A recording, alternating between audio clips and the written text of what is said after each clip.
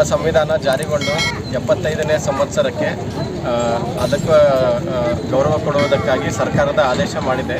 ಏನಂತಂದರೆ ನಮ್ಮ ಸಂವಿಧಾನವನ್ನು ಜಾಥಾದ ಮೂಲಕ ಪ್ರತಿಯೊಂದು ಪಂಚಾಯಿತಿಯಲ್ಲಿ ಪ್ರತಿಯೊಂದು ಹಳ್ಳಿಯಲ್ಲಿ ಹೋಗಿ ಅದರ ಪ್ರಾಮುಖ್ಯತೆ ಅದರ ಮಹತ್ವವನ್ನು ಜನರಿಗೆಲ್ಲ ಸಾರಿಸಬೇಕು. ಹಾಗೂ ಅದೇ ರೀತಿ ಯುವ ಪೀಳಿಗೆಗೆ ಅದರ ಮಹತ್ವವನ್ನು ಗೊತ್ತಾಗಬೇಕಂತಂದು ಈ ಪ್ರಯತ್ನ ಮಾಡಿದೆ. ಇದು ನಮ್ಮ ಸವಣೂರಲ್ಲಿ ಬಂದು ಭಾಳ ಯಶಸ್ವಿಯಾಗಿದೆ ಅಂತ ಅಂದ್ಕೊಂಡಿದ್ದೀನಿ.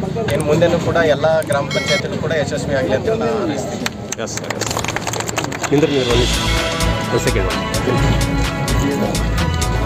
ಸ್ವಲ್ಪ